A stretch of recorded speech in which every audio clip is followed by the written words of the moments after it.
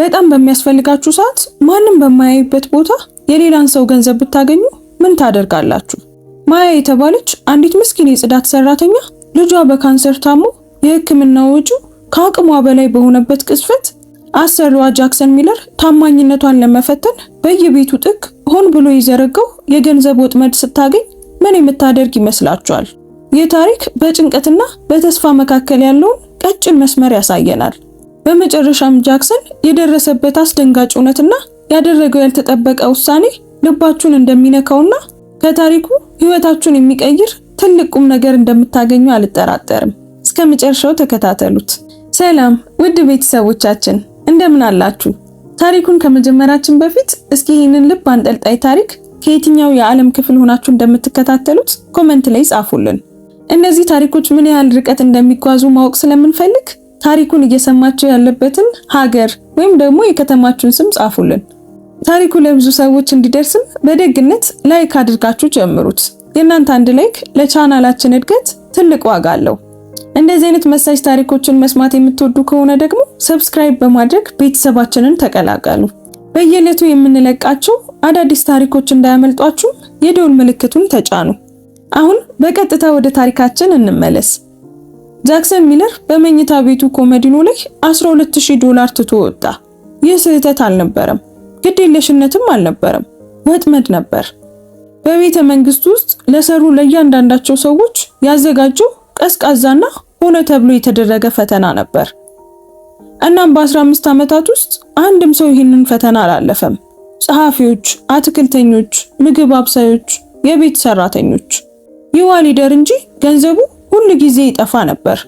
ነገር ግን አዲሷ የጽዳት ሰራተኛ ማያ ራሚሬስ ሙሉ በሙሉ ብቻዋን እንደሆነች በማመን በቀላል ዩኒፎርሟና ባረጁ የስፖርት ጫማዎቿ ወደዚያ መኝታ ክፍል ስትገባ እሷ በጣም ያልተጠበቀና የማይታመን ነገር አደረገች። በሩ በስተጀርባ ተደብቆ የነበረው ሰው ስለ ሰዎች ያምን የነበረውን ነገር ሁሉ መጠራጠር ጀመረ። እናም እንደ ወጥመድ የተጀመረው ነገር ዛሬ የምታዳምጡትን እጅግ ልብ የሚነካና ኃይለኛ ታሪክ ሆነ። ጃክሰን ሚለር የ38 ዓመት ሰው ነው። እሱ በከተማ ውስጥ ካሉ በጣም ስኬታማ የሪል ስቴት ነጋዴዎች አንዱ ነው። ብልህ፣ ስነ ስርዓት ያለውና ባለጸጋ። ነገር ግን ከዚህ ሁሉ ስኬቱ በታች በሰዎች ላይ ያለውን እምነት ሙሉ በሙሉ ያጣ ሰው ነው። ይህም የጀመረው ወደ ኋላ ሳትመለከት የበለጠ ሀብታም ሰው ወዳ ጥላው በሄደችው የቀድሞ ሚስቱ ሳራ ምክንያት ነው። ከዚያ በኋላ በጃክሰን ውስጥ አንድ ነገር ተዘጋ። እምነት። የእምነት በር ተዘግቷል። በደረቱ ውስጥ አንድ ጠንካራና ቀዝቃዛ ነገር ሰፈረ። መቼም አልለቀቀም። ስለዚህ ሰዎችን መፈተን ጀመረ። ወደ ቤቱ የሚገባ እያንዳንዱ አዲስ ሰራተኛ ተመሳሳይ ፈተና ይደርሷል። እሱ ከፍተኛ መጠን ያለው ጥሬ ገንዘብ በቀላሉ በሚገኝበት ቦታ ይተዋል። በጠረጴዛ ላይ፣ በኩሽና ጠረጴዛ፣ በመኝታ ቤቱ ኮመዲኖ ላይ። ከዚያም ተደብቆ ይከታተላል። ጸሐፊዎች ወሰዱት፣ አትክልተኛውም ወሰደው። 3 የተለያዩ የምግብ አብሳዮችም ወሰዱት። እያንዳንዱ የቤት ሰራተኛም ወሰደችው። አንዳንዶቹ በፍጥነት ወሰዱት፣ አንዳንዶቹ 1 ወይም 2 ቀን ጠበቁ። ግን በመጨረሻም ሁሉም ወሰዱት፣ እያንዳንዱ ሰው። እናም የጃክሰን እምነት ከእያንዳንዱ ብስጭት እንደተገነባ ግድግዳ የማይናወጥ ሆነ። ሁሉም ሰው ዋጋ አለው። ማንም በእውነት ታማኝ አይደለም። የጊዜ ጉዳይ ብቻ ነው። ዛሬ ደግሞ ተራው የአዲሷ የጽዳት ሰራተኛ ነው። ጃክሰን ስልኩን አንስቶ ይደውላል። ወይዘሪት ራሚሬዝ፣ እኔ ጃክሰን ሚለር ነኝ። ዛሬ ስራ መጀመር ትችያለሽ። በሌላኛው የስልክ መስመር ላይ ትንሽ ዝምታ ሆነ። እሺ ጌታዬ፣ አመሰግናለሁ። አድራሻው የት ነው? ኤልሙድ ድራይቭ 14 በ1 ሰዓት ውስጥ። ስልኩን ይዘጋል። ወደ ላይኛው ፎቅ ወደ መኝታ ቤቱ ይሄዳል። የኮሜዲኖን የላይኛውን መሳቢያ ከፍቶ ወፍራም ኢንቨሎፕ ያወጣል። $12000 ጥሬ ገንዘብ ተቆጥሮ የተዘጋጀ።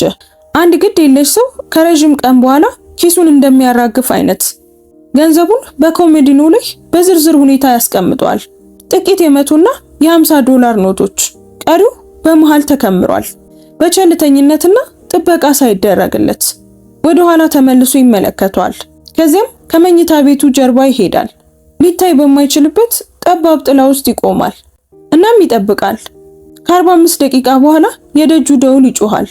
ማያ ራሚሬስ የ33 ዓመት ሴት ናት። የሥራ ዩኒፎርሟን ለብሳለች። ንጹህ ግን የደበዘዘ እና ሶሏ በጣም ከማርጀቱ የተነሳ ቀዳዳውን ለመሸፈን በዚያው ጧት በግራው ውስጥ የካርቶን ቁራጭ ያጠፈችበትን የስፖርት ጫማ አድርጋለች። ነገር ግን በበሩ ላይ ጀርባዋን ቀጥ አድርጋና አገጯን ከፍ አድርጋ ቆማለች። የጽዳት ዕቃዎችን በአንድ ትከሻዋ ላይ አንጠልጥላለች። ፊቷ የተረጋጋና ዝግጁ ነው። ጃክሰን በሩን ራሱ ከፍቶታል። ወይዘሪት ራሚሬዝ፣ እኔ ጃክሰን ሚለር ነኝ፣ እባክሽን ግቢ። ደህና አደሩ ጌታዬ። ወደ ውስጥ ትገባለች። በዝምታ ዙሪያውን ትመለከታለች። በስግብግብነት አይደለም፣ በቅናትም አይደለም። ነገር ግን ከመንካቷ በፊት አንድን ቦታ ለመረዳት እንደሚፈልግ ሰው ጥንቃቄ በተሞላበት ትኩረት ነው። የእብነበረድ ወለሎች፣ ረዣዥም ጣሪያዎች፣ ወደ ላይ የሚታጠፈው ሰፊ ደረጃ፣ ሁሉም ነገር ውድ፣ ሁሉም ነገር ፍጹም ነው። ጃክሰን በፍጥነት ቤቱን ያሳያታል። እሱ ኩሽናውን፣ ሳሎኑን፣ ኮሪደሩን፣ መታጠቢያ ቤቶችን ያሳያታል። ድምፁ ቀዝቃዛና ሙያዊ ነው። አጠቃላይ ጽዳት በሳምንት 3 ጊዜ። ከላይኛው ፎቅ ትጀምሪያለሽ። የኔ መኝታ ቤት ልዩ ትኩረት ያስፈልገዋል። ማያ በእያንዳንዱ ክፍል ሲያልፉ በጥንቃቄ እየተመለከተች ራሷን ትነቀንቃለች። ተረድቻለሁ ጌታዬ፣ ሁሉንም አደርጋለሁ። ትቆምና በዝምታ ትጨምራለች። ቆንጆ ቤት አሉት። ጃክሰን ምንም አይልም። ዝም ብሎ ዞር ብሎ ወደ ደረጃው ይመራታል። ከጥቂት ደቂቃዎች በኋላ እሱ ተመልሶ በመኝታ ቤቱ በር ጀርባ ይገኛል። ታች ሆና ቦርሷን ስታስቀምጥ የጽዳት ጠርሙሶች ሲጋጩ፣ ያረጁ ጫማዎቿ በሴራሚኩ ላይ ሲያቃጭሉ ይሰማዋል። ከዚያም የእሷ የእግር ኮቴ በደረጃው ላይ ቀስ እያለ በተረጋጋ ሁኔታ ወደ ላይ ሲመጣ ይሰማዋል። እጆቹን በደረቱ ይዞ አፍጥጧል። መንጋጋው ጠንክሯል። አይኖቹ በበሩና በከፈፉ መካከል ባለው ጠባብ ክፍተት ላይ አርፈዋል። በቀጥታ የተዘረገፈው የገንዘብ ክምር ወዳለበት ኮመዲኖ አቅጣጫ $12,000 ብሎ ያስባል። እስቲ ነይ ወይዘሪት ራሚሬዝ። የእግር ኮቴው ደረጃው ጫፍ ላይ ደረሰ። በኮሪደሩ በኩል ይጓዛሉ። ከመኝታ ቤቱ በር ውጭ ይቆማሉ። ትንሽ ቆይታ አለ፣ ለ2 ወይም ለ3 ሰከንድ ያህል ብቻ። ከዚያም በሩ በቀስታ ይከፈታል። ማያ ራሚሬዝ ወደ ክፍሉ ትገባለች። መኝታ ቤቱ ትልቅ፣ ጸጥ ያለና በጠዋት ብርሃን የተሞላ ነው። ጥቁር መሸፈኛ ያለው ትልቅ አልጋ፣ ከባድ የእንጨት የቤት ዕቃዎች፣ ሁሉም ነገር የተስተካከለ፣ ሁሉም ነገር ውድ፣ ሁሉም ነገር ጸጥ ያለ። አንድ እርምጃ ወደ ውስጥ ትገባለች። ከዚያም ሌላ። ቦርሷን ከበሩ አጠገብ በቀስታ ታስቀምጣለች። እናም ለጽዳት ጨርቋ እጇን ትሰዳለች። ለመጀመር ተዘጋጅታ ቀጥ ትላለች እና ከዚያ ደግሞ ታየዋለች። በኮመዲኖ ላይ ያለውን ገንዘብ ሙሉ በሙሉ ትቆማለች። የጽዳት ጨርቁ በእጇ ላይ ተዝረክርኮ ይንጠለጠላል። አይኖቿ በቀስታ በተበታተኑት የገንዘብ ኖቶች፣ በመቶዎቹ፣ በ50ዎቹ መካከል ባለው ወፍራም ክምር ላይ ይንቀሳቀሳሉ እና ለአንድ አፍታ አትተነፍስም። ከበሩ ጀርባ ጃክሰን ሚለርም አይተነፍስም። በክፍተቱ በኩል እየተመለከተ ትንሽ ወደፊት ይገፋል። መላ ሰውነቱ ተወጥሯል። አሁን ሊመጣ ነው ብሎ ያስባል። ሁሉ ጊዜ እዚህ ጋር ነው የሚመጣው። የማያ እጅ በጽዳት ጨርቁ ላይ ጠነከረ። እዚያ ለረጅም ጊዜ ዝም ብላ ገንዘቡን እያየች ቆመች። ወደ እሱ አልተራመደችም፣ እጇንም አልዘረጋችም። ዝም ብላ ማየት ብቻ። መስኮት በሌለው ክፍል ውስጥ ተዘርግቶ የተገኘን ዣንጥላ እንደምትመለከቱት አይነት፣ ትክክል የማይመስል ነገር እንደምትመለከቱት አይነት። ሳታስበው እየቆጠረች ያለች ይመስል ከንፈሮቿ በትንሹ ይንቀሳቀሳሉ። ከበሩ ጀርባ ጃክሰን እያንዳንዱን ሰከንድ ይከታተል ነበር። ይህንን ክፍል ከዚህ በፊት አይቶታል። ይህ ቆይታ፣ ይህ ጸጥታ፣ አንድ ሰው ውሳኔ ከማድረጉ በፊት ያለው ይህ ቅስፈት፣ ቀጥሎ ምን እንደሚመጣ ያውቃል። ወደ በሩ የሚደረግ ፈጣን እይታ፣ በአይኖች በስተጀርባ የሚደረግ ትንሽ ስሌት፣ ወደፊት የሚዘረጋ እጅ። ጠበቀ። ማያ ወደ ኮመዲኖ አንድ እርምጃ ተራመደች። የጃክሰን መንጋጋ ጠነከረ። ሌላ እርምጃም ደገመች። እናም ከዚያ የጽዳት ጠርሙሱ ከክንዷ ስር አምልጦ ወደቀ። የመላውን ክፍል ዝምታ የሚሰብር ከፍተኛ የፕላስቲክ ድምፅ ወለሉን መታው። ማያ ደነገጠች። በፍጥነት ጎንበስ ብላ አነሳችው። ተመልሳ ቀጥ ብላ ቆመች። በዚህ ጊዜ ከክንዷ ስር አጥብቃ ያዘችውና እንደገና ኮመዲኖን ተመለከተች። እናም እዚያ ጃክሰን በ15 ዓመታት ውስጥ አይቶት የማያውቀውን ነገር አደረገች። እሷ የጽዳት ጨርቁን በትከሻዋ ላይ አደረገች። ጠርሙሱን ከእግሯ አጠገብ ወለሉ ላይ በጥንቃቄ ያስቀመጠችና በሁለቱም እጆቿ ገንዘቡን ማደራጀት ጀመረች። ለመውሰድ አይደለም፣ በዩኒፎርም ውስጥ ለመደበቅ ወይም ወደ ቦርሷ ለመክተት አይደለም፣ መለየት ጀመረች። የተበታተኑትን ኖቶች በአንድ ላይ ሰበሰበች። ጣቶቿን በጥንቃቄ ልክ እንደ ርህራሄ በሚመስል ሁኔታ ተንቀሳቀሱ። በየመጠናቸው አዘጋጀች። መቶዎቹን በአንድ 50ዎቹን ደግሞ በአንድ እያንዳንዱን እየቃኘች በኮመዲኖ መሃል ላይ የተስተካከለ ክምር ሰራች። በዝግታ ክምሩን ትሰራ ነበር። አንድ ሰው የእርሱ ባልሆነ ነገር ላይ ጥንቃቄ ሲያደርግ በሚሰራበት መንገድ የጃክሰን እጆች ወደ ጎን ወረዱ። አፉ በትንፋሹ ተከፈተ። ኖቶቹ በሙሉ ተሰብስበው ቀጥ ብለውና ተከምረው ሲያልቁ ማያ ከዩኒፎርሟ የፊት ኪስ ውስጥ ትንሽ ማስታወሻ ደብተርና እስክርቢቶ አወጣች። በላይኛው ገጽ ላይ አንድ ነገር ጻፈች። በስነ ስርዓት ቀዳ አወጣችውና አንድ ያጠፈችው። ከዚያም እንዳይንሸራተት በሁለት ጣቶቿ ተጭና በገንዘብ ክምሩ ላይ አስቀመጠች። እሷ ወደ ኋላ ተመለሰች። አንድ ሰው ያለቀለትን የሥራ ውጤት እንደሚመለከት አይነት ኮመዲኖውን አንድ ጊዜ ደግማ ተመለከተችው እና ከዚያ በጣም በዝምታ በክፍል ውስጥ ለመስማት በማይቻል ድምፅ አንድ ነገር በሹክሹክታ ተናገረች። ጃክሰን ወደፊት ተጠጋ። እሷም ጌታዬ ሆይ ለታማኝ ስራ አመሰግንሃለሁ ብላ አንሾካሾከች። ከዚያም የጽዳት ጠርሙሷን አነሳች፣ ጨርቋን ዘረጋችና ወደ ስራዋ ገባች። በሚጸዳው በእያንዳንዱ ክፍል ውስጥ እንደምትንቀሳቀሰው በትኩረት በጥንቃቄና በማንም እንደማትታይ ከሚሰማ የዝምታ ኩራት ጋር በመኝታ ቤት ውስጥ ተንቀሳቀሰች። ይህም ከመታየት ጋር ምንም ግንኙነት የሌለው ነው። የቤት ዕቃዎቹን በረዥምና በኩል እንቅስቃሴዎች ጠረገች። ከእጆቿ በታች ያለውን ገንዘብ አንዴም እንኳን ሳትመለከት ከኮመዲኖ በላይ ያለውን መስታወት አጸዳች። የቤት ዕቃዎቹን በቀስታ እያንቀሳቀሰችና ልክ ባገኘችበት ቦታ በትክክል እየመለሰች ወለሉን ከዳር እስከ ዳር ጠረገች። ጃክሰን ከበሩ ጀርባ አልተንቀሳቀሰም። መጥረጓን ስትጨርስም አልተንቀሳቀሰም። ወለሉን ስታጥብም በዚያው ነበር። ለሌላው ነገር ሁሉ የሰጠችው ተመሳሳይ ረጋ ያለ ትኩረት በመስጠት አልጋው ላይ ያሉትን ትራሶችም ስታስተካክል አልተንቀሳቀሰም። እሷ ከመኝታ ቤቱ ወጥታ በኮሪደሩ በኩል ከሄደች በኋላ የእግር ኮቴዋ እየራቀ ሲሄድ የጽዳት ድምጿ ወደ ቀጣዩ ክፍል ሲዘልቅ እሱ እዚያው ቆሞ ነበር። ኮመዲኖን የተስተካከለውንና የተደራጀውን የገንዘብ ክምር እና በላዩ ላይ የተቀመጠውን ትንሽ የታጠፈች ማስታወሻ ተመለከተ። በመጨረሻም በክፍል ውስጥ ተራምዶ ማስታወሻዎቹን በሁለት ጣቶቹ አነሳው። አንድ ነገር ለማንበብ እንደምትፈልግ እርግጠኛ በማትሆንበት ጊዜ በምታነሳበት መንገድ ዘረጋው። በንጹህና በጥንቃቄ የተጻፈ የእጅ ጽሑፍ ነበር። $12,000 በመኝታ ቤቱ ኮመዲኖ ላይ ተገኝቷል። ሁሉም ኖቶች ተቆጥረዋል፣ ተስተካክሏል። ማያ ራሚሬዝ። ጃክሰን አንድ ያነበበው፣ ከዚያም ደገመው። በገንዘቡ ላይ መልሶ አስቀመጠው። ለረጅም ጊዜ ዝም ብሎ እዚያው ቆመ። ክፍሉ በጣም ጸጥ ያለ ነበር። ከመስኮቱ ውጪ ከተማዋ እንደ ሁልጊዜው ትንቀሳቀሳለች። መኪኖችና ድምጾች፣ እንዲሁም ዓለም በስራዋ ላይ ስትሰማራ የሚሰማ የራቀ ድምጽ። ነገር ግን በዚህ መኝታ ክፍል ውስጥ በጃክሰን ሚለር ደረት ውስጥ በትክክልም ስም ሊሰጠው የማይችል ነገር እየሆነ ነበር። ስልኩን አውጥቶ ሰዓቱን ተመለከተ። ማያ በቤት ውስጥ ከነበረች ከ2 ሰዓት ያነሰ ጊዜ ሆኗታል እና አሁንም እያጸዳች ነበር። በኮሪደሩ በኩል በዚያው በተረጋጋና ባልቸኮለ ጥንቃቄ ወደ ቀጣዩ ክፍል ስትሸጋገር ድምጿ ይሰማዋል። ወደ መኝታ ቤቱ በር ተራምዶ ወደ ውጭ ተመለከተ። እሷ ማዶ ካለው የእንግዳ መታጠቢያ ቤት ሆና ጀርባዋን ለሱ ሰጥታ ገንዳውን እያጠበች ነበር። ዝቅ ባለና ጸጥ ባለ ድምፅ አንድ ነገር ታንጎራጉር ነበር። እሱ የሚያውቀው ዘፈን አልነበረም። ዝም ብሎ ትንሽ የግል ዜማ ነበር።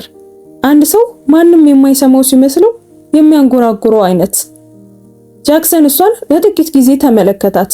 ከዚያም ዞር ብሎ ወደ ታች ወረደ። ብዙ ጊዜ ብቻውን በሚመገብበት ረዥሙ የመስታወት የኩሽና ጠረጴዛ ላይ ተቀመጠ እና እጆቹን በጠረጴዛው ላይ ዘርግቶ ተመለከታቸው። ሁሉንም ነገር ከምንም የገነባ ሰው እጆች። ሌሎች ሰዎች ትንፋሽ እንደሚቆርጡት ሁሉ ገንዘብ የሚቆጥር የሰው እጆች። በ15 ዓመታት ውስጥ ሌላ የሰው ልጅን ሙሉ በሙሉ ያላመኑ የሰው እጆች። ስለ ማስታወሻው አሰበ። ሁሉም ኖቶች ተቆጥረዋል። እሷ ገንዘቡን ዝም ብላ አልተወችውም። ቆጥሯለች፣ አደራጅቷለች፣ ጽፏለች እና ስሟንም አስቀምጣለች። ሙሉ ስሟን ልክ ሪፖርት እንደምታቀርብ አይነት፣ መዝገብ እንዲኖር እንደምትፈልግ አይነት። በእሷ የሥራ ዓለም ውስጥ $1 እንደጠፋ ማንም እንዳይናገር ፍጹም እርግጠኛ መሆን እንደምትፈልግ አይነት። ይህ ከፈተና ጋር የሚታገል ሰው ባህሪ አልነበረም። ይህ ከረጅም ጊዜ በፊት በዝምታ ያለምንም ሁካታ የወሰነ ሰው ባህሪ ነበር። ጃክሰን ለረጅም ጊዜ ጠረጴዛው ላይ ተቀመጠ። ማያ ከ1 ሰዓት በኋላ ቦርሷን በትከሻዋ አንጠልጥላና ጽዳቷን ጨርሳ ወደ ታች ስትወርድ አሁንም እዚያው ተቀምጦ አገኘችው። እሱ ቀና ብሎ አያት። እሷ ትንሽ ሙያዊ ሰላምታ ሰጠችው። ሁሉንም ነገር ጨርሻለሁ ጌታዬ። መኝታ ቤት ውስጥ በኮሜዲኖ ላይ ስላገኘሁት ጥሬ ገንዘብ ማስታወሻ ትቻለሁ። ለጥንቃቄ እንዲመዘገብ ፈልጌ ነው። አይቼዋለሁ አለ ጃክሰን። እሺ። ቦርሷን በትከሻዋ ላይ አስተካከለች። በሚቀጥለው ሳምንት በተመሳሳይ ቀናት። ጃክሰን ለጥቂት ጊዜ ተመለከታት። ይህቺ ሴት ያረጁ የስፖርት ጫማዎቿና በውስጣቸው ባለው ካርቶን እንዲሁም በትናንሽና በተስተካከለ የእጅ ጽሑፏ። ይህቺ ሴት $12000 ባለበት ክፍል ውስጥ ብቻዋን ሆና የነበረች እና አንድም ኖት በኪሷ ውስጥ ሳታስገባ የወጣች ታማኝ ሴት። አሁን በተመሳሳይ ቀናት። እሷም አንድ የራሷን ነቅንቃ ወጣች። ጃክሰን የፊተኛውን በር በቀስታ ሲዘጋ ሰማ። ወደ ጃኬቱ ኪስ እጆቹን ሰዶ የታጠፈውን ማስታወሻ ወጣ። ከፊቱ ባለው የመስታወት ጠረጴዛ ላይ አስቀመጠው እና በእጁ ዳበሰው። $12000 በመኝታ ቤቱ ኮሜዲኖ ላይ ተገኝቷል። ሁሉም ኖቶች ተቆጥረዋል እና ተደራጅተዋል። ማያ ራሚሬዝ ፈተናውን ለ15 ዓመታት ሲያካሂድ ቆይቷል። በ15 ዓመታት ውስጥ ለመጀመሪያ ጊዜ በውጤቱ ምን እንደሚያደርግ አላወቀም። ሁለተኛው ፈተና ከ3 ሳምንት በኋላ ሆነ። ጃክሰን $8000 በኩሽና ውስጥ አስቀመጠ። በዚህ ጊዜ አልተበተነም። ነገር ግን ልክ ከሳሙናና ከስፖንጁ አጠገብ ባለው ክፍት ኢንቨሎፕ ውስጥ ዝም ብሎ ተቀምጧል። አንድ ሰው ኩሽናውን ሲያጸዳ እጁ በተፈጥሯዊ መንገድ የሚሄድበት ቦታ ላይ፣ አላየሁትም ለማለት በጣም ቀላል በሆነበት ቦታ፣ በበሩ በኩል ባለው ትንሽ ክፍተት ውስጥ ሆኖ ተመለከተ። ማያ ወደ ኩሽናው መጣች፣ ቦርሷን አስቀመጠች እና ሁልጊዜም ከግራ ወደ ቀኝ መስራት ጀመረች። ጠረጴዛዎቹን በረጅምና በእኩል እንቅስቃሴዎች እየጠረገች እያንዳንዱን ዕቃ እያንቀሳቀሰች ስሩን እያጸዳች ልክ በነበረበት ቦታ በትክክል እየመለሰች ነበር። ኢንቨሎፑ ጋር ስትደርስ ቆመች። በሁለት ጣቶቿ አንስታ ወደ ውስጥ ተመለከተችና መልሳ አስቀመጠችው። ከዚያም የጠረጴዛውን ያንን ክፍል ጠርጋ ጨረሰች። ኢንቨሎፑን ስሩን ለማጽዳት በትንሹ አንቀሳቅሳ መልሳ አስቀመጠችው። ከዚያም ኩሽናውን ለቃ ከመውጣቷ በፊት ማስታወሻ ደብተሯን አወጣች። አንድ ነገር ጻፈች። እሷ ከሄደች በኋላ ጃክሰን ሲገባ በኢንቨሎፑ ላይ ማስታወሻ አገኘ። $8000 በነጭ ኢንቨሎፕ ውስጥ በኩሽና ጠረጴዛ ላይ ተገኝቷል። ከስሩ ያለውን ቦታ ለማጽዳት ለጥቂት ጊዜ ተንቀሳቅሷል። ከዛም ወደ ቀድሞ ቦታው ተመልሷል። ማያ ራሚሬዝ በኩሽናው ውስጥ ቆሞ አነበበው እና ያንኑ ከዚህ በፊት የተሰማው እንግዳ ስሜት ተሰማው። አሁንም ስም ሊሰጠው ያልቻለው ከጎኑ ስር የተቀመጠው ያጸጥተኛና የማይመች ነገር። ማስታወሻውን በጃኬቱ ኪስ ውስጥ ከተተው፣ አልጣለውም። በሶስተኛው ፈተና $5000 በልብስ ማጠቢያ ክፍል ውስጥ አረገ። ከጨርቅ ማለስለሻ ጠርሙሱ ጀርባ ደበቀ። በአራተኛው $15000 በመታጠቢያ ቤት ጠረጴዛ ላይ ግልጽ በሆነ የፕላስቲክ ከረጢት ውስጥ ተወ። በአምስተኛው የጥናት ክፍሉ በር ወለሉ ላይ ዝም ብለው የወደቁ ይመስል ኖቶቹን በተናቸው እና የክፍሉን በር በሰፊው ከፍቶ ተወ። እያንዳንዱ ጊዜ ማያ ገንዘቡን ታገኛለች። በእያንዳንዱም ጊዜ ማስታወሻ፣ የተስተካከለ የእጅ ጽሑፍ፣ ሙሉ መጠን፣ ሙሉ ስሟ ይኖራል። ጃክሰን እያንዳንዳቸውን አስቀመጣቸው። ለምን እንደሆነ ግን አላወቀም። ልክ አንድ ጥንቃቄ ያለው ሰው አስፈላጊ የሆነን ነገር እንደሚመዘግብ ሁሉ የሙከራውን ውጤት እየመዘገበ እንደሆነ ለራሱ ነገረው። ነገር ግን ማስታወሻዎቹ በጠረጴዛው ላይኛው መሳቢያ ውስጥ መከማቸት ጀመሩ እና አንዳንድ ጊዜ በሌሊት ያንን መሳቢያ ከፍቶ ለምን እንደሚያስፈልገው ሳይረዳ ይመለከታቸዋል። $15000 በፕላስቲክ ከረጢት መታጠቢያ ቤት ጠረጴዛ ላይ አልተነካም። ማያ ራሚሬዝ $5000 በጥናት ክፍሉ ወለል ላይ ተበትኖ ተገኝቷል። ተሰብስቦ በጠረጴዛው ላይ ተቀምጧል። ማያ ራሚሬዝ። የእጅ ጽሑፉ ሁል ጊዜ ተመሳሳይ ነበር። ልክ እንደ ሴቲቱ የተረጋጋ፣ ግልጽና ያልተቻኮለ። በመጀመሪያው ዓመት መጨረሻ ላይ ጃክሰን ፈተናውን 11 ጊዜ አካሂዶ ነበር። ማያ 11ዱንም ፈተና አለፈች። በሁለተኛው ዓመት መጨረሻ ላይ መቁጠር አቆመ። አሁንም አንዳንድ ጊዜ ገንዘብ ይተዋል። አሮጌ ልማድ፣ አሮጌ ስሜት። ነገር ግን የተለየ ውጤት መጠበቁን በዝምታ አቁሟል። ይልቁኑ ሳያውቀው ሲያደርገው የነበረውን ነገር ስራዋን መከታተል ነበር። እሷን ለመያዝ ሳይሆን ዝም ብሎ መመልከት። ደካማ ዕቃዎችን የምትይዝበት መንገድ፣ በፎቁ ኮሪደር ላይ ያለውን የጥንታዊ የሴራሚክ መብራት፣ በመሰረቱ ላይ የፀጉር ያህል ቀጭን ስንጥቅ ያለበት። ሁል ጊዜ በሁለቱም እጆቿ ታነሷለች። አንድ ነገር ቀድሞውኑ እንደተጎዳ አውቀህ በምትይዝበት መንገድ። በጥናት ክፍሉ ግድግዳዎች ላይ ያሉት ፎቶግራፎች፣ በምስሎቹ ላይ ያሉ ሰዎች ልክ እንደ ቤቱ ባለቤት ተመሳሳይ ክብር እንደሚገባቸው ሁሉ እያንዳንዱን ፍሬም ለየብቻ በጥንቃቄ ትጠርግ ነበር። ምንም ነገር ያለ ቦታው ሳትመልስ አትንቀሳቀስም። በፍጹም አትቸኩልም። እሱ ስላላያት ብቻ በአንድ ክፍል ውስጥ ስራዋን አታቀልም። እንዲያውም ጃክሰን ቀስ በቀስ እሱ ቤት ቢኖርም ባይኖርም በትክክል ተመሳሳይ ነገር እንደምትሰራ ተረዳ፣ አረጋግጧል። የካሜራ ምስሎችም ነበሩት። ከአንድ ጊዜ በላይ አይቷታል። በደህንነት ካሜራ ላይ ያለችው ማያ ራሚሬዝ በገዛ አይኑ ከሚያያት ማያ ራሚሬዝ ጋር ተመሳሳይ ነበረች። ተመሳሳይ ፍጥነት፣ ተመሳሳይ ጥንቃቄ፣ ለእያንዳንዱ ጥግና ጥርስ ተመሳሳይ የዝምታ ትኩረት። ይህ ሊገልጸው በማይችለው መንገድ አስጨነቀው። እሱ ሰዎች የሚሰሩት አንድ ሰው ሲያያቸው ብቻ ነው ብሎ የሚያምን ሰው ነበር። ጥሩነት በአብዛኛው ጊዜ ትወና እንደሆነ ያስባል። ማንነት በመሰረቱ ዝም ብሎ ዝናን የመጠበቅ ጥበብ እንደሆነ ያምናል።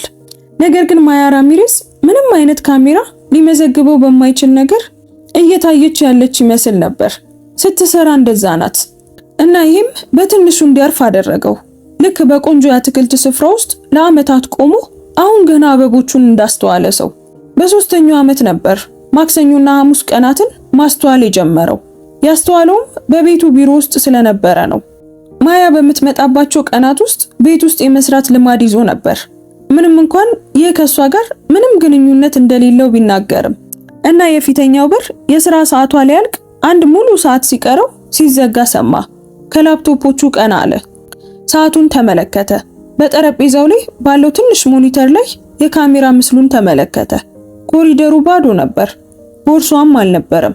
ፊቱን አጨማደደ። የባለፈው ወር መዝገቦችን አውጥቶ ተመለከተ። ማክሰኞ ከ2 ሳምንት በፊት 1 ሰዓት ቀድማ ወጥታ ነበር።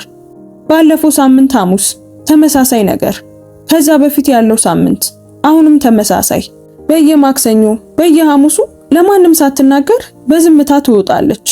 ሁልጊዜ ስራዋ ሊያልቅ ትንሽ ሲቀረው ወንበሩ ላይ ተደግፎ ጣሪያውን ተመለከተ። እንግዲህ እዚህ ጋር ነው ብሎ አሰበ። ለ15 ዓመታት ሰዎችን ሲከታተል ሚስጥር ምን እንደሚመስል ያውቃል። አንድ ሰው አንድን ነገር ሲደብቅ ያለውን ልዩ ቅርጽ ያውቀዋል።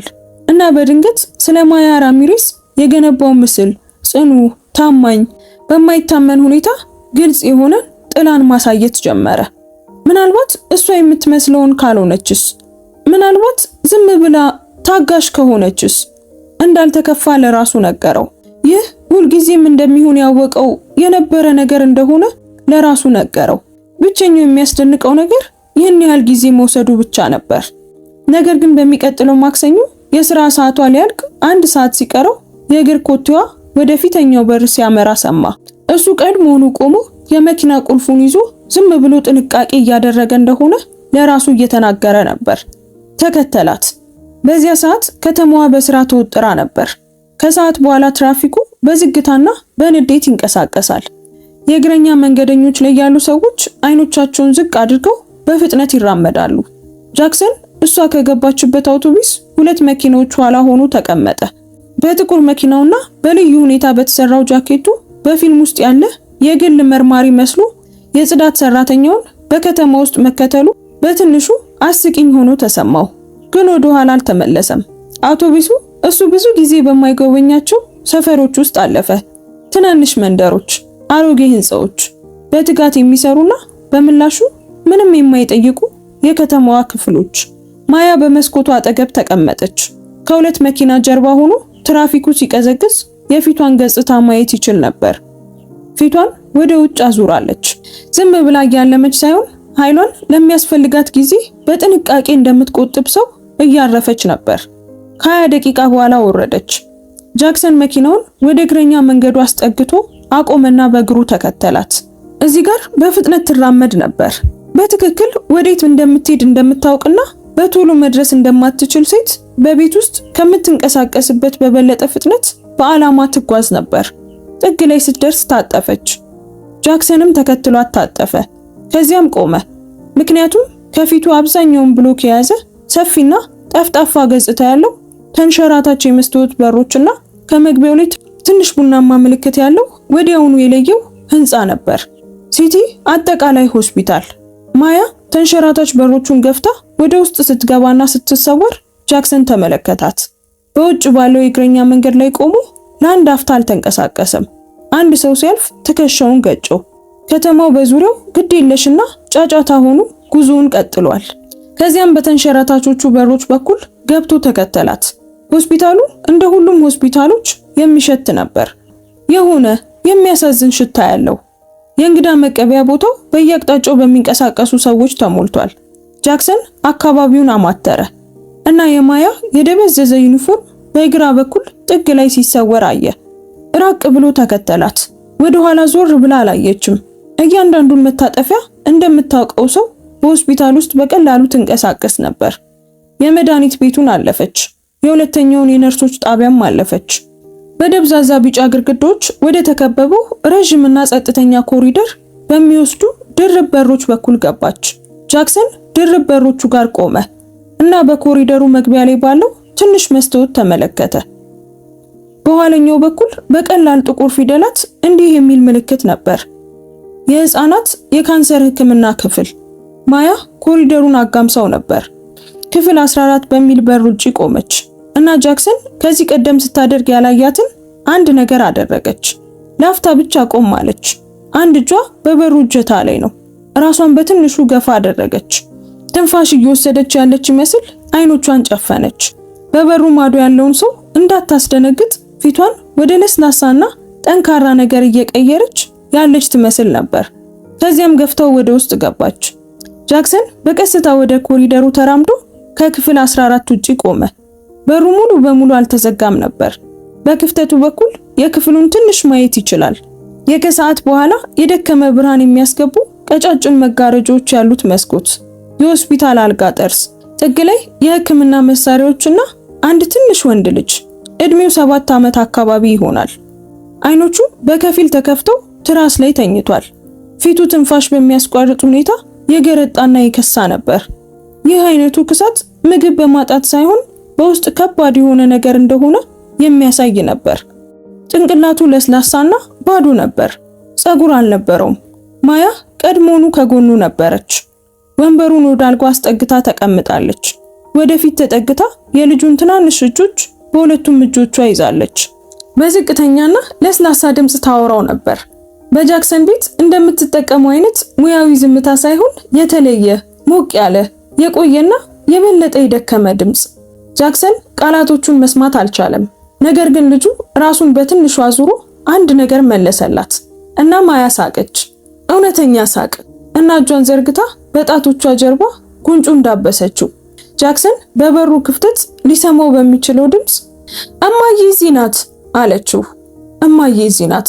ጃክሰን ከበሩ አንድ እርምጃ ወደ ኋላ ፈገፈገ። እጁ ከጎኑ ያለውን ግድግዳ አገኘው። አንዲት ነርስ ከኮሪደሩ ብቅ አለችና ግድ በሌለው ፈገግታ አልፋው ገባች። ነርሶች ኮሪደር ላይ ቆመው ለጠፉ ጎብኚዎች እንደሚሰጡት አይነት ፈገግታ።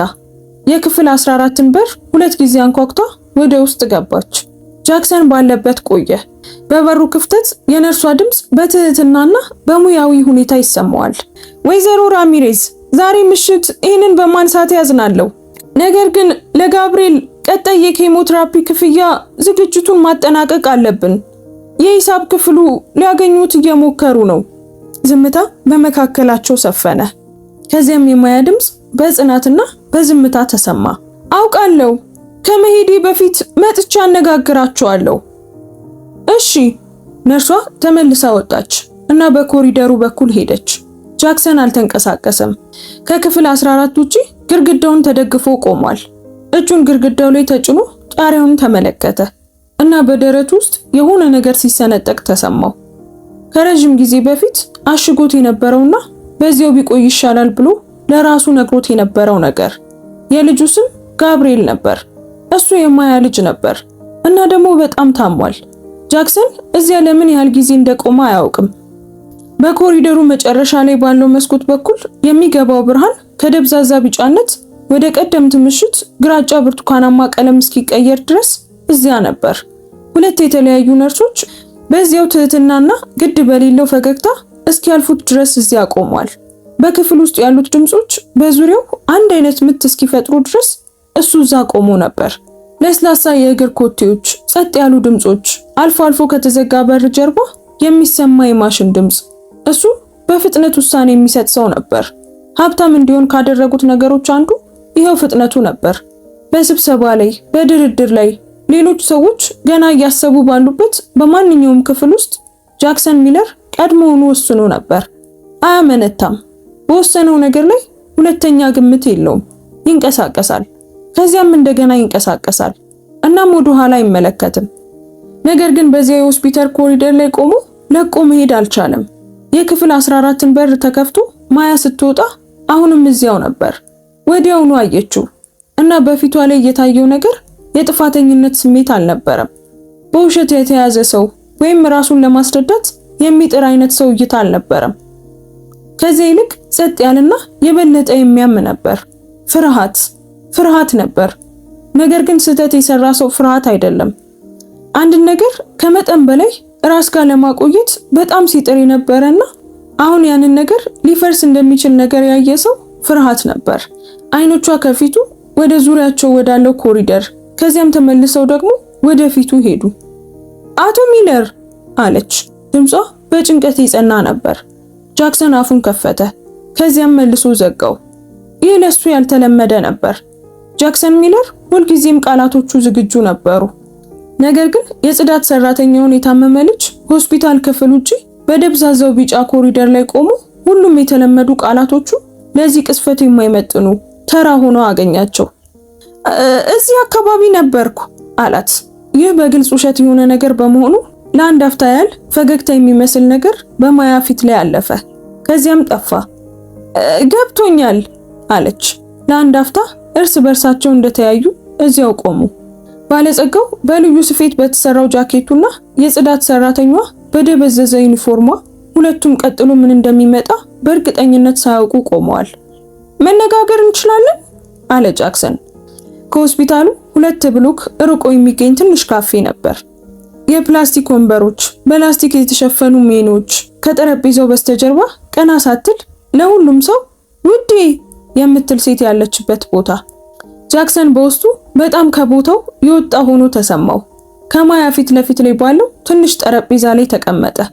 እጆቹን በጠረጴዛው ላይ አጣመረና እሷ ገና ያለካችውን የሻይ ኩባያ በሁለቱም እጆቿ ስትይዝ ምንም ሳይናገር ቆየ። ከመስኮት ውጪ ከተማዋ ከቀን ወደ ማታ እየተቀየረች ነበር። የመንገድ መብራቶች ብልጭ ድርግም እያሉ ይበራሉ። ትራፊኩ በቀስታ እየቀነሰ ነው።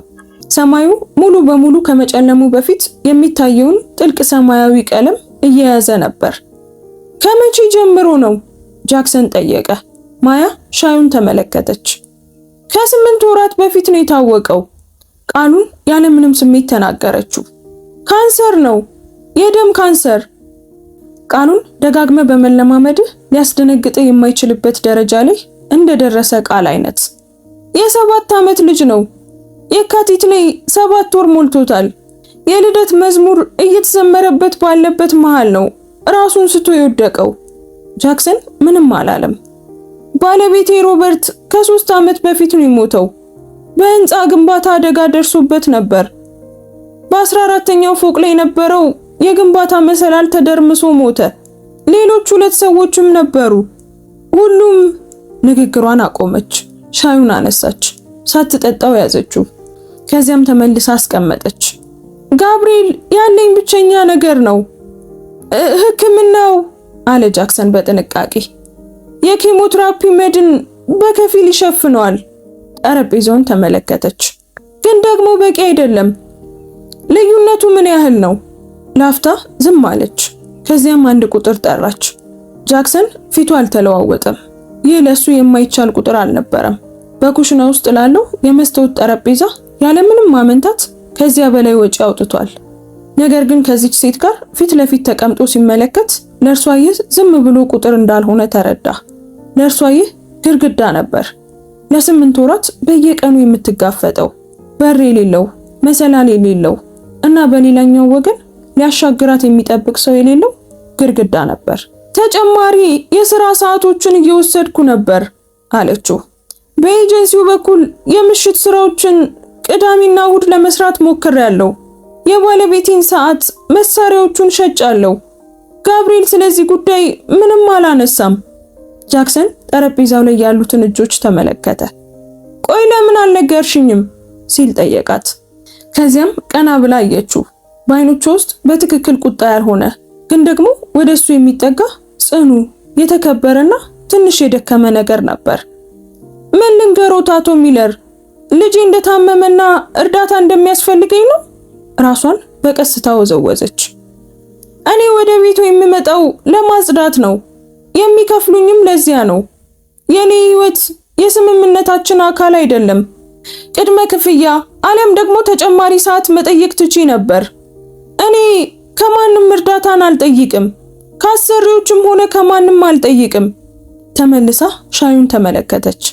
እናቴ በገዛ እግሬ እንድቆም ነው ያሳደገችኝ። በሰዎች ዘንድ ምን እንደምመስል አውቃለሁ። ሲረዱ በተለየ መንገድ ማየት ይጀምራሉ። ሊያዝኑልኝ ይሞክራሉ። እና ማዘን ከሁሉም ነገር በላይ ከባድ ሸክም ነው። ቆም አለች። ምህረትን፣ አዘኔታን ከሰዎች መለመን ከጀመርኩ እንዴት መቆም እንዳለብኝ ልረሳ እችላለሁ። ካፌው በዙሪያቸው ሞቅ ያለና በትንሹ ጫጫታ ነበረው። የኩባያዎች ድምፅ፣ ጥግ ላይ ያለው ዝቅተኛ የቴሌቪዥን ድምፅ፣ ከጠረጴዛው ጀርባ ያለችው ውዴ የምትለው ሴት ድምፅ። ጃክሰን በእነዚህ ሁሉ መሃል በጣም ተረጋግቶ ተቀመጠ። ለ15 ዓመታት በብስጭት ላይ የተገነባ እምነት ነበረው። ሌሎች ሰዎች ዋንጫዎችን እንደሚሰበስቡ ሁሉ እሱ ማስረጃዎችን ሰብስቦ ነበር። እያንዳንዱ የተሰረቀ ኖት፣ እያንዳንዱ የፈረሰ እምነት፣ አይኑን እያየ የዋሸው እያንዳንዱ ሰው እና እሱ ሁሉንም ሰብስቦ ጥበብ ብሎ ጠርቶት ነበር። ነገር ግን በሲቲ አጠቃላይ ሆስፒታል አቅራቢያ ባለ ትንሽ ካፌ ውስጥ በፕላስቲክ ወንበሮች ላይ ከማያ ራሚሬዝ ፊት ለፊት ተቀምጦ ያ በጥንቃቄ የተገነባው እምነት መናወጥ ሲጀምር ተሰማው። ምክንያቱም እዚህ አንዲት ሴት አለች። በ3 ዓመት ውስጥ $12,000 ከዚያም 8,000 ከዚያም 15,000 ባለበት ክፍል ውስጥ ደጋግማ ብቻዋን ነበረች።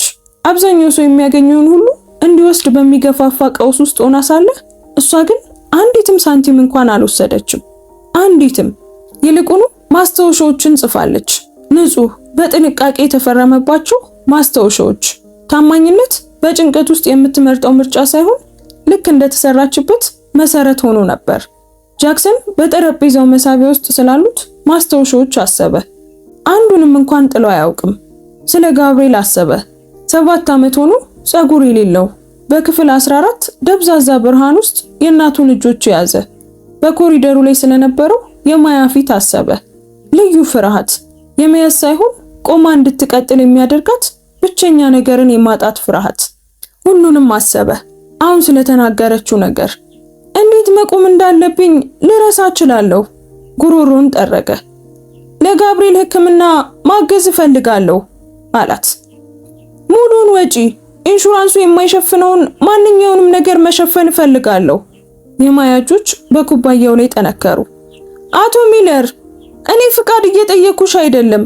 ከዚያም የንግግሩ ድምፅ ምን ሊመስል እንደሚችል ተረድቶ ብዙውን ጊዜ ወይም በቀላሉ የሚያደርገውን ነገር አደረገ። ድምፁን በትንሹ አለሰለሰ። ማለቴ እኔ ይሄንን የማደርገው ግልጽ እንዲሆን እፈልጋለሁ። እሺ፣ ለምንድን ነው የምታደርገው? ጃክሰን ለአንድ አፍታ ዝም አለ። ምክንያቱም ማድረግ እችላለሁ እና ምክንያቱም ንግግሩን አቆመ። ጠረጴዛውን ተመለከተ። ምክንያቱም ይሄ ትክክለኛ ነገር ነው። እነዚህን ቃላት ከተናገረ በጣም ረጅም ጊዜ ሆኖት ነበር። በአፉ ውስጥ እንግዳ ስሜት ፈጠሩበት። ለዓመታት እንዳልተንቀሳቀሰ መገጣጠሚያ ትንሽ የመገተር ስሜት ተሰማው። ነገር ግን እውነት ነበሩ እና ከውስጡ የሆነ ክፍል ከዚህ ሁሉ ጊዜ በኋላ የእውነተኛን ነገር ስሜት አወቀው። ማያ ለረጅም ጊዜ ተመለከተችው። ፊቷን ለማንበብ አስቸጋሪ ነበር። ሁሉ ጊዜ የምታሳየውና በቀላሉ የማይጠፋው ክብሯ ነበር። ለመደበቅ የምትሞክረው ድካሟ ነበር። እንዴት ማየት እንዳለብህ ካወቅ ሁሉ ጊዜም ከዓይኖቿ ጀርባ የሚገኝ እና አሁን ሌላ ነገር ነበር። ጥንቃቄ የተሞላበት ግን እርግጠኛ ያልሆነ ነገር። ሊያምኑት እንደሚችሉት እርግጠኛ ባልሆኑበት በር ላይ የቆመ ሰው እይታ። እመልስልዎታለሁ አለች በዝምታ። አስፈላጊ ያልሆነውን እያንዳንዱን ዶላር ነው? አይ ለኔ አስፈላጊ ነው አለች እና የተናገረችበት መንገድ መከራከር ምንም ዋጋ እንደሌለው ነገረው። እሱም በመስማማት ራሱን ነቀነቀ። እሺ አላት። ለሌላ ደቂቃ ምንም ሳይነጋገሩ ተቀመጡ። ውጪ አንድ አውቶቡስ አለፈ። የፊት መብራቱ በካፌው መስኮት ላይ ለጥቂት ጊዜ አበራ። ማያ ሻዩን አነሳችና በመጨረሻም አንድ ጊዜ ተጎነጨች። ኩባያውን በሁለቱም እጆቿ ይዛ ጨለማውን መንገድ ተመለከተች። ጃክሰንም የሷን የፊት ገጽታ ተመለከተ። የደከመ ግን የጸና እና በሆነ መንገድ አሁንም ጠንካራ የሆነ ልክ በሁሉም ማዕበል ውስጥ ታጥፎ አሁንም እንደቆመ ዛፍ አይነት። ዳይኖሰር ይወዳል አለች በድንገት። በዝምታ ለራሷ እንደምታወራ ይመስል ነበር። ጃክሰን አይኖቹን አርገበገበ። ይቅርታ ምን አልሽ? ጋብርኤል ዳይኖሰር ይወዳል። የምስል መጽሐፍ አለው ነበረው። አብዛኞቹን መጽሐፍቶች የግድ መሸጥ ነበረብኝ። ንግግሯን አቆመች። ከንፈሮቿን ለአንድ አፍታ ጠበቀች።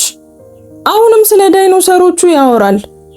ጃክሰን ምንም አላለም፣ ግን በደረቱ ውስጥ የሆነ ነገር ሲንቀሳቀስ ተሰማው። ስሙን ከክፍያው ጋር አላያያዘም። በዚያው ምሽት የከተማው መብራቶች በመስኮቱ በኩል ሲያልፉ በመኪና ውስጥ ሆኖ የፋይናንስ አማካሪው ጋር ደወለ። ለሲቲ አጠቃላይ ሆስፒታል በቀጥታ ለጋብርኤል ራሚሬስ በህፃናት የካንሰር ክፍል ላለው ታካሚ ቀሪውን የሕክምና ወጪ ሙሉ በሙሉ የሚሸፍን ልገሳ እንዲደረግ አዘዘ። ዝም ብሎ ተራውን እቅድ ሳይሆን ሆስፒታሉ የሚያቀርበውን ምርጡን ሕክምና።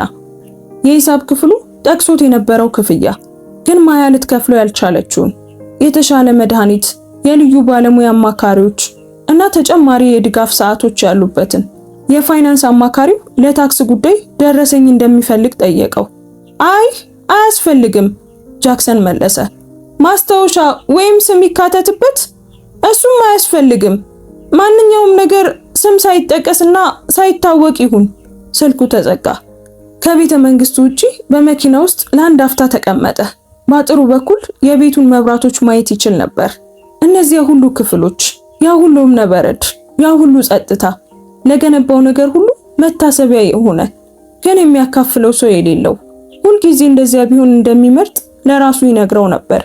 አሁን ግን ይህ በእውነት የሚፈልገው እንደሆነ ወይስ ዝም ብሎ ለራሱ ደጋግሞ ስለነገረው እንደ እውነት መስማት የጀመረው ነገር እንደሆነ መጠራጠር ጀመረ። ከመኪናው ወርዶ ወደ ውስጥ ገባ። በዚያ ሌሊት ጥሩ እንቅልፍ አልተኛም ነበር። 3 ቀናት አለፉ፣ ከዚያም 4። ጃክሰን ስራውን እንደ ሁልጊዜው ቀጠለ። ስብሰባዎች፣ ጥሪዎች፣ የቦታ ጉብኝቶች፣ ውሎች፣ ስምምነቶች። በስብሰባ ጠረጴዛዎች ላይ ተቀምጦ በሚሊዮን የሚቆጠር ዶላር የሚያወጡ ውሳኔዎችን ያስተላልፋል እና የአእምሮ ክፍል ሌላ ቦታ እንደነበረ በፊቱ ላይ አያሳይም ነበር። ነገር ግን ሌላ ቦታ ነበር። በማክሰኞ ከሰዓት በኋላ ሲመለከት ይገኝ ነበር።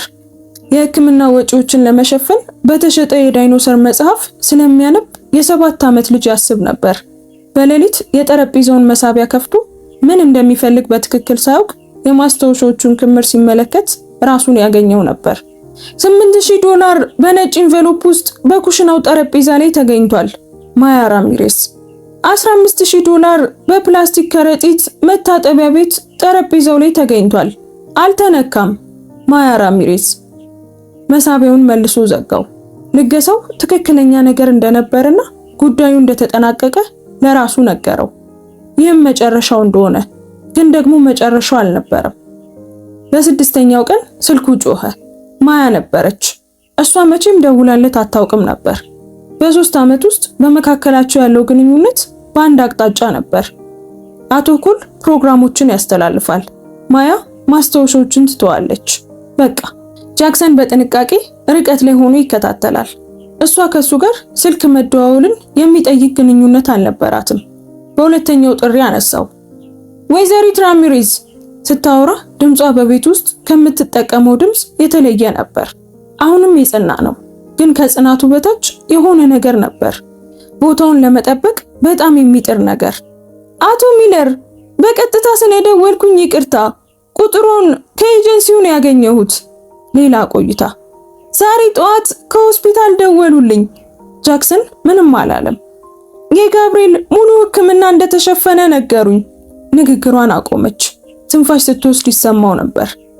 በዝግታና ሆነ ብላ ነበር። በጭንቀት ውስጥ ራሱን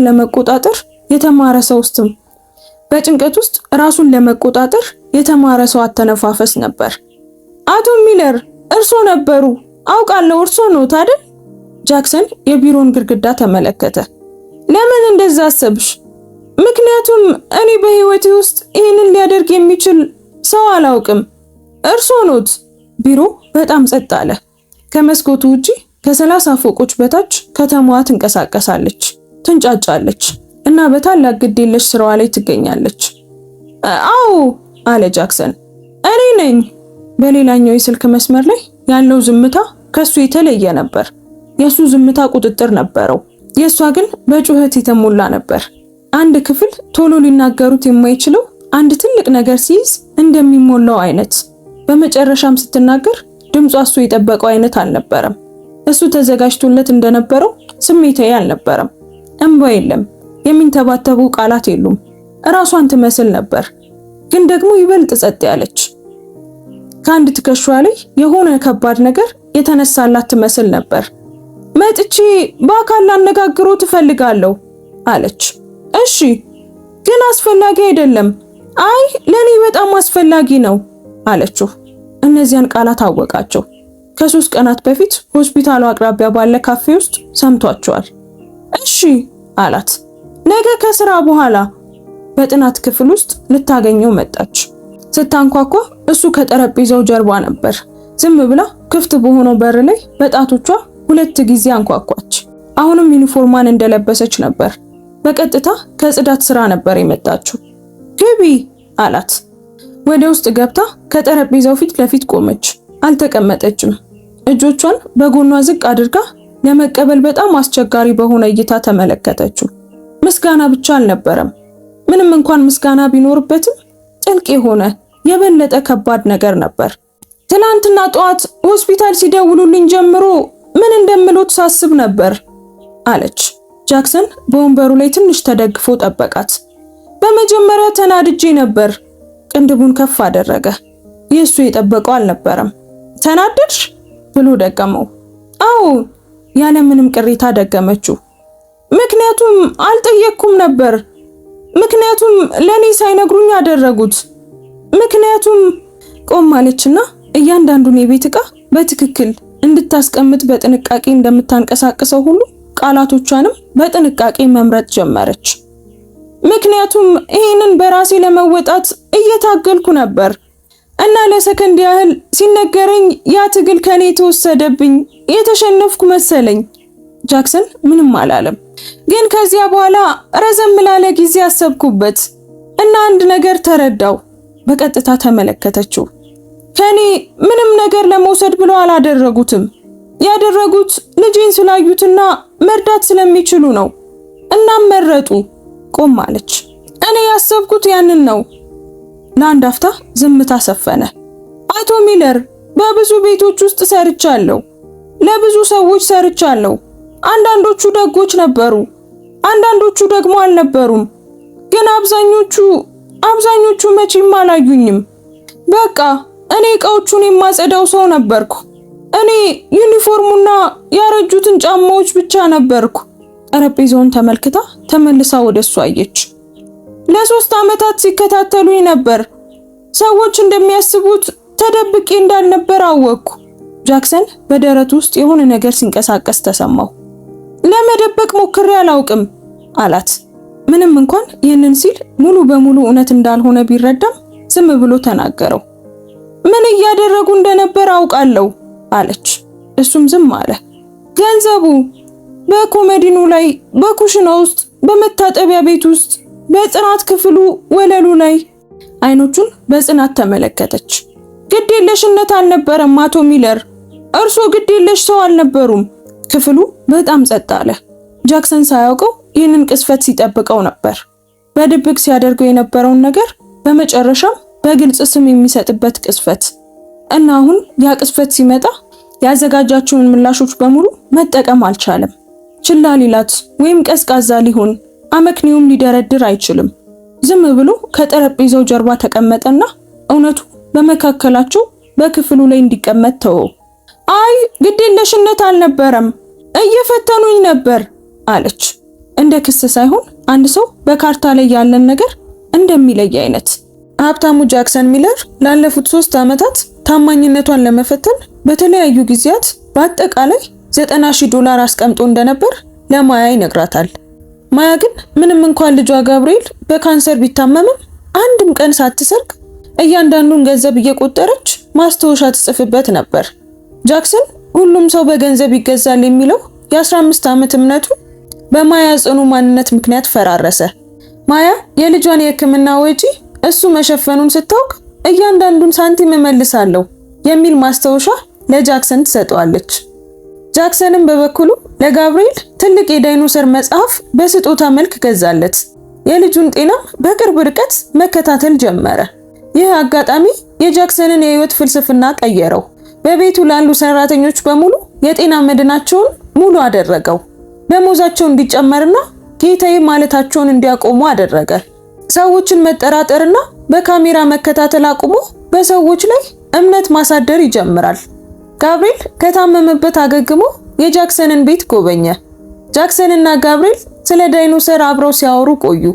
በመጨረሻም ማያና ጋብርኤል እጅ ለእጅ ተያይዘው ሲሄዱ ጃክሰን በሩ ላይ ቆሞ በውስጡ ከረጅም ጊዜ በኋላ የተሰማውን የሰላምና የሞቅታ ስሜት እያጣጣመ ተመለከታቸው። ውድ ቤተሰቦቻችን የዛሬው ታሪካችን ይሄንን ይመስል ነበር። ታሪኩን እንዴት አገኛችሁት? እስኪ ኮሜንት ላይ ሐሳብ አስተያየታችሁን አስቀምጡልን። እስካሁን ድረስ ካያችሁትና ከጨረሳችሁትም ጨርሰናል ብላችሁ ጻፉልን። እንደዚህ አይነት መሳጭ የሆኑ ታሪኮችን መስማት የምትወዱ ከሆነ ሰብስክራይብ በማድረግ ቻናላችንን ተቀላቀሉ። ታሪኩን ከወደዳችሁትም ላይክ እና ሼር አድርጉት። በየዕለቱ የምንለቃቸው አዳዲስ ታሪኮች እንዳያመልጧችሁ የደውል ምልክቱን ተጫኑ። እናመሰግናለን። እንወዳችኋለን። ቸር ቆዩን።